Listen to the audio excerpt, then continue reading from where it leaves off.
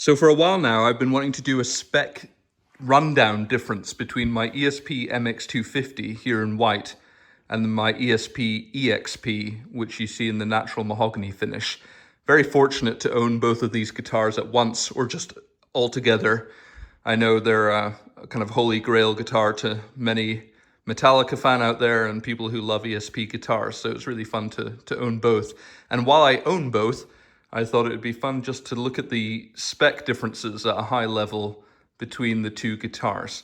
So if I start with my ESP MX250, which is a Kiso custom shop from 2015, if I just go from top to bottom, it's got Goto tuners, non-locking, standard tuners, which I think most of them came with, although I think some were spec'd with Spurzal locking tuners, and I think you could customize it.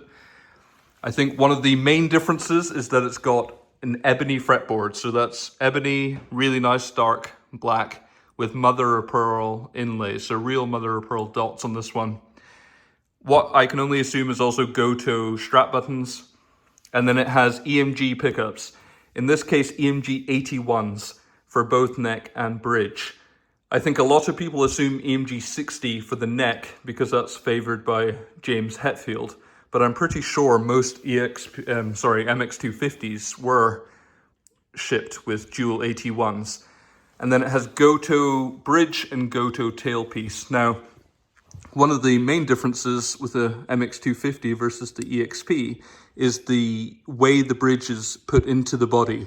So you can see that there's a bushing there right into the body, and what I would describe as a kind of Nashville style Gibson bridge, in that you have the bushings into the body and it's screwed into that.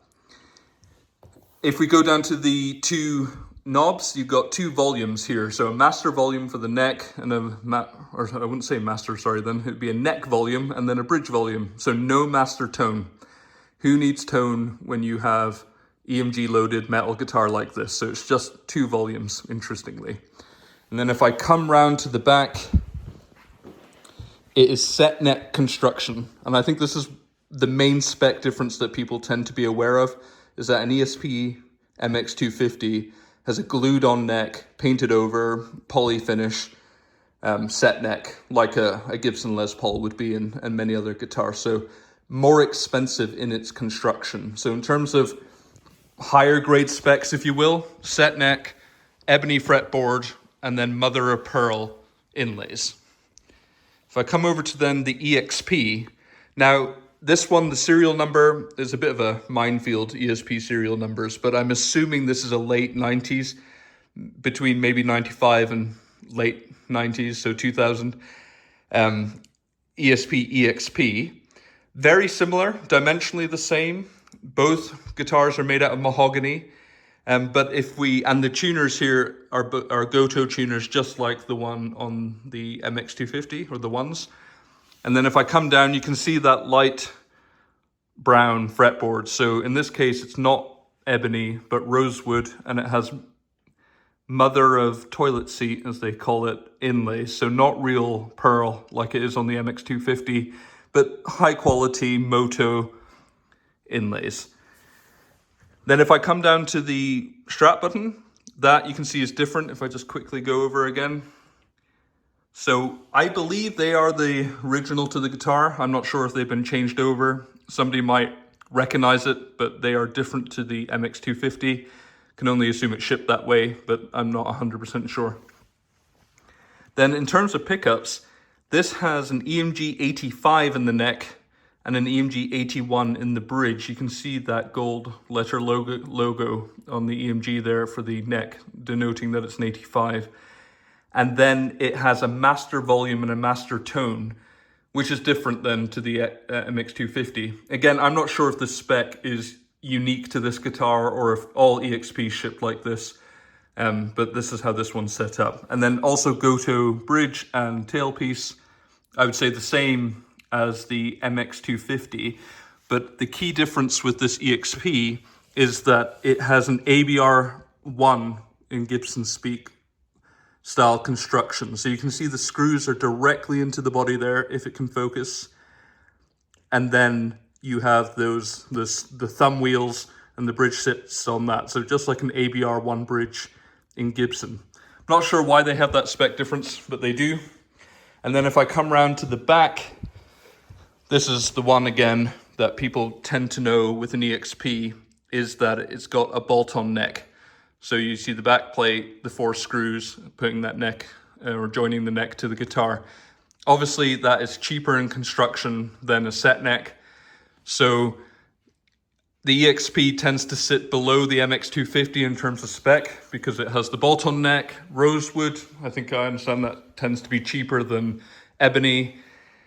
Mother toilet seat inlays rather than real pearl. Again, that would be cheaper. But otherwise, both good bits of mahogany, both play wonderfully, both very fast playing guitars. I know they're known as rhythm guitars, but I would say that they play much faster than, most Gibsons tend to. And yeah, just all around beautiful guitars, play wonderfully. You can really tell that they're kind of custom shop guitars, especially that MX250, but EXP is really up there. One of the better guitars I've had the privilege to play and own. And then in terms of sound, because I'm guessing you might be interested, I would say it's that old cliche that the bolt-on neck tends to be a bit snappier, brighter. I would say that's true with the EXP. The set neck construction of the MX250 makes it a bit warmer. Sounds really great with cleans, but they're EMG loaded, very well made guitars. They sound excellent. They're really highly recommended, but I've always thought that ESP really makes some of the best guitars out there. So if you played a high-end ESP, then you probably have a very good sense of how these guitars play and feel. Again, it's the shape that make these unique and rare. I think ESP stopped making the Explorer shape. So whether it's EXP or MX250 for export, as I understand it, in around 2000, under fear of a lawsuit from Gibson. I don't know if Gibson actually formally sued them or sent a cease and desist letter, who knows, but they stopped exporting them in 2000 outside of Japan, is my understanding. And then they stopped making them altogether within Japan in 2021. And my understanding again is that they only really built, a handful, maybe 5, 10 of these MX250s every year. So they're pretty low production and yeah, very sought after guitars, obviously then. And because of the strong association with James Hetfield and Metallica, who mostly plays snake bites now, of course, but of those of a certain age and who really remember the heyday of Metallica, then you can remember that James Hetfield was largely playing MX250s for many, many years, often in black, sometimes in white, and he has a few other ones as well. So just really fun to own them, really great guitars. If you ever get the chance to play or own one, I would highly recommend it. Thanks for watching.